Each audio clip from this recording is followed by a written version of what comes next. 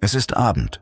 Du hast eigentlich nichts Wildes gemacht. Kein Umzug, kein Marathon, kein großes Drama. Und trotzdem sitzt du da wie ausgewrungen und du fragst dich, womit eigentlich? Ich hatte doch nur einen ganz normalen Tag. Genau das ist der Punkt. Was dich fertig macht, sind nicht die großen Brocken. Es sind 7 kleine Fehler, die du jeden einzelnen Tag machst, ohne sie überhaupt auf dem Schirm zu haben. Keiner davon tut im Moment weh. Deshalb rutschen sie durch. Aber zusammen halten sie dich in einem Dauerzustand, den du längst für normal hältst. Wir nehmen jetzt alle 7 auseinander. Und der letzte erklärt, warum die anderen 6 überhaupt so an dir zehren. Fangen wir an.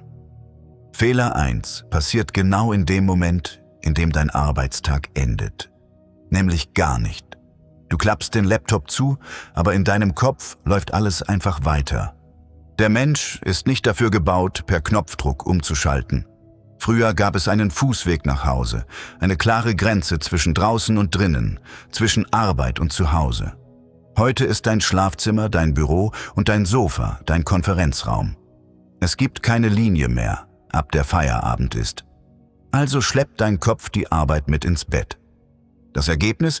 Du bist körperlich zu Hause, aber innerlich noch in der Mail, die morgen raus muss. Dein System bekommt nie das Signal. Vorbei. Du darfst jetzt loslassen. Und ein Kopf, der nie hört, dass Schluss ist, bleibt auf Betriebstemperatur. Auch abends auf dem Sofa. Auch nachts. Auch am Wochenende. Der Handgriff dagegen. Bau dir eine winzige Grenze. Ein Ritual von 2 Minuten, das den Arbeitstag beendet. Rechner runterfahren, einmal um den Block, die Schuhe wechseln. Irgendein klares Zeichen. Dein Gehirn liebt solche Marker.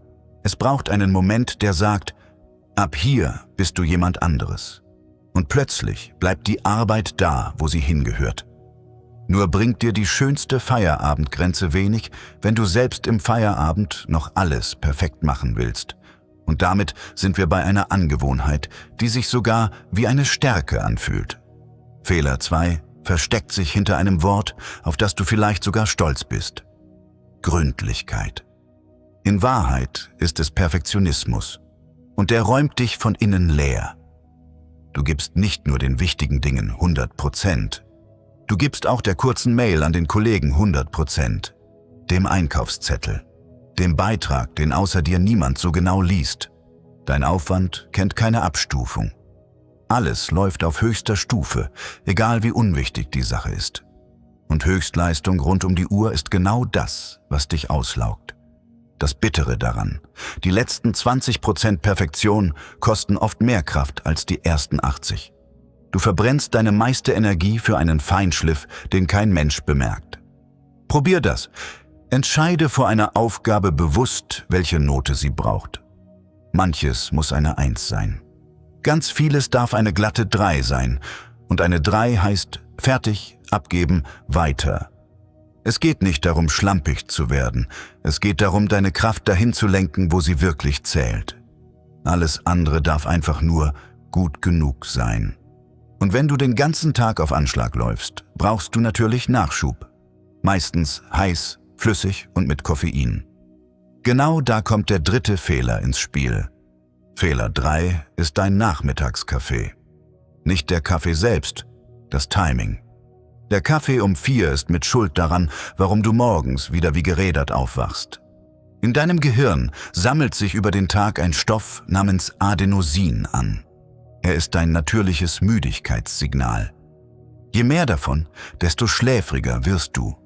Ganz normal, so soll es sein. Koffein legt sich einfach über dieses Signal. Es besetzt die Andockstellen, an denen das Adenosin wirken würde. Du bist nicht wach, du spürst nur nicht mehr, wie müde du eigentlich schon bist. Und jetzt kommt der Haken. Koffein hält sich ewig. Nach 5-6 Stunden ist gerade mal die Hälfte abgebaut. Dein Kaffee um 4 funkt also um Mitternacht immer noch fröhlich mit. Du schläfst vielleicht trotzdem ein. Aber dein Tiefschlaf, der Teil, der dich wirklich repariert, wird flacher. Du liegst 8 Stunden im Bett und stehst auf, als wären es 4 gewesen. Die simple Regel: nach etwa 2 Uhr mittags kein Koffein mehr. Kaffee, Cola, schwarzer Tee, Energydrinks, alles zu. Wenn dich danach ein Durchhänger packt, greif zu Wasser oder geh kurz an die Luft. Apropos Wasser. Dass du zum Nachmittag hin einbrichst, liegt nämlich oft an etwas viel Banalerem als am fehlenden Koffein. An Fehler 4. Fehler 4 ist so unspektakulär, dass ihn kaum jemand ernst nimmt. Du trinkst zu wenig. Und dein Körper macht daraus Müdigkeit, ohne dir zu verraten, woran es liegt. Schon ein leichter Flüssigkeitsmangel, den du nicht mal als Durst spürst, reicht aus. Deine Konzentration sackt ab, dein Kopf wird schwer, deine Laune kippt ins Gereizte. Bei zu wenig Wasser wird dein Blut buchstäblich zäher. Dein Herz muss mehr arbeiten, um alles zu versorgen. Dein Gehirn bekommt schwerer Sauerstoff und Nährstoffe. Kein Wunder, dass sich das wie Erschöpfung anfühlt. Das Gemeine daran, dein Körper meldet Durst, oft erst spät und sehr leise. Viele verwechseln ihn ihr Leben lang mit Müdigkeit oder Hunger und gähnen oder essen, wenn sie eigentlich nur trinken müssten. Ganz einfacher Test: Stell dir morgens ein großes Glas Wasser hin und trink es, bevor du überhaupt zum Kaffee greifst. Und häng dein Trinken an feste Punkte. Jedes Mal, wenn du aufstehst, ein paar Schlucke. Wasser allein macht dich aber nicht stabil, wenn dein Energiehaushalt den ganzen Tag Achterbahn fährt.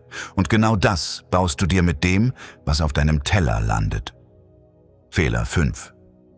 Fehler 5 steckt in deiner Ernährung, aber nicht so, wie du denkst. Es geht nicht um zu viel oder zu wenig. Es geht um das ständige Auf und Ab. Du isst morgens etwas Süßes oder ein schnelles Weißmehlbrötchen. Dein Blutzucker schießt nach oben, du fühlst dich kurz oben auf. Dein Körper schüttet Insulin aus, um ihn wieder runterzuholen. Und weil er es dabei eilig hat, schießt er oft übers Ziel hinaus. Dein Blutzucker fällt tiefer als vorher. 2 Stunden später bist du müde, hungrig, gereizt und greifst zum nächsten Schnellen. So schaukelst du dich den ganzen Tag von hoch zu tief. Jeder Absturz kostet dich Energie und gute Laune. Was du für einen anstrengenden Tag hältst, ist oft nur dein eigener Blutzucker auf der Achterbahn. Der Dreh: Lass das Süße nie allein kommen. Pack immer etwas Eiweiß, Fett oder Ballaststoffe dazu, ein paar Nüsse zum Apfel, Joghurt zur Frucht. Das bremst den Anstieg und den Absturz gleich mit. Es gibt aber noch einen Taktgeber, der über all dem steht und den du wahrscheinlich komplett ignorierst. Etwas, das deinem Körper morgens überhaupt erst sagt, dass der Tag begonnen hat. Fehler 6. Du gehst morgens direkt vom dunklen Schlafzimmer ins künstliche Licht der Wohnung und dann ins Auto oder in die Bahn. Echtes Tageslicht siehst du oft stundenlang gar nicht. Dabei sitzt in deinem Kopf eine innere Uhr, die den ganzen Tag steuert. Wann du wach bist, wann du müde wirst, wann dein Körper Energie hochfährt. Und diese Uhr stellt sich nach einem einzigen Signal: Licht am Morgen. Ohne diesen Reiz weiß dein Körper gar nicht so recht, dass der Tag losgegangen ist. Er bleibt im Halbschlafmodus. Deine Wachheit kommt nie richtig auf Touren und abends findest du schwerer in den Schlaf. Kaum zu glauben, wie stark dieser eine Reiz wirkt. Ein paar Minuten echtes Draußenlicht am Morgen sind um ein Vielfaches heller als deine gesamte Zimmerbeleuchtung. Dein Körper merkt den Unterschied sofort. Also geh nach dem Aufstehen so früh wie möglich für ein paar Minuten nach draußen. Oder stell dich wenigstens ans offene Fenster. Ohne Sonnenbrille, einfach ins Helle schauen. Kein Bildschirm der Welt ersetzt das. Und jetzt kommt der Fehler, der all die anderen zusammenhält. Denn bei 6 von 7 ging es darum, was du tust. Beim letzten geht es darum, was dein Körper die ganze Zeit heimlich mitmacht. Fehler 7 trägst du direkt in deinem Körper. Und zwar genau in diesem Moment. Achte mal kurz auf deinen Kiefer, auf deine Schultern.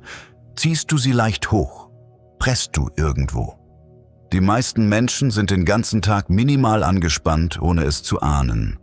Der Kiefer malt, die Schultern kleben an den Ohren, der Bauch ist hart. Ein Dauerzustand, den du gar nicht mehr als Anspannung erkennst.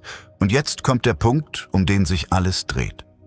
Dein Körper kennt im Grunde 2 Zustände: angespannt und bereit oder gelöst und sicher. Zwischen beiden sollte er ständig hin und her schalten. Aber all die kleinen Fehler von vorhin halten den Schalter in einer Stellung fest. An. Kein Feierabend, Dauerhöchstleistung, Koffein, Zuckerachterbahn, kein Tageslicht. Für deinen Körper sind das alles Signale, wach und in Habacht zu bleiben. Erschöpfung entsteht deshalb nicht, weil du zu wenig auftankst. Sie entsteht, weil du nie den Schalter umlegst, weil dein System Tag und halbe Nacht auf bereit steht und nie die Erlaubnis bekommt, wirklich runterzufahren. Und eine angespannte Muskulatur ist genau das Signal, das diesen Alarm am Laufen hält. Solange dein Körper hält und presst, glaubt dein Gehirn, es ist noch nicht sicher, ich muss wach bleiben. Der Ausweg beginnt darum körperlich. Mach mehrmals am Tag einen kurzen Check, Kiefer locker, Schultern fallen lassen. Einmal tief in den Bauch ausatmen, langsamer aus als ein. Das ist der Knopf, mit dem du deinem System sagst, du darfst loslassen. Denn dein Körper glaubt nicht deinen Gedanken. Er glaubt deinem Zustand. Ein weicher Kiefer und ein langer Ausatmen sagen ihm mehr als jedes, jetzt entspann dich doch mal, in deinem Kopf. Und damit fällt alles zusammen. Diese 7 Fehler sind keine 7 getrennten Probleme. Sie sind 7 Arten, wie du deinen eigenen Ausschalter blockierst.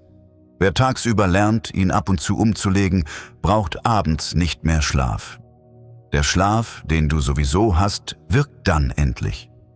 Es gibt allerdings Menschen, bei denen dieser Schalter besonders schwer stillhält, deren Kopf von ganz allein rattert, plant, verknüpft, hinterfragt und den Körper mit in den Daueralarm zieht, ohne dass von außen irgendwer etwas ahnt. Je schneller und schärfer jemand denkt, desto schwerer fällt genau dieses Abschalten. Was von außen wie ein Geschenk aussieht, ist innen oft ein Motor, der sich einfach nicht ausstellen lässt.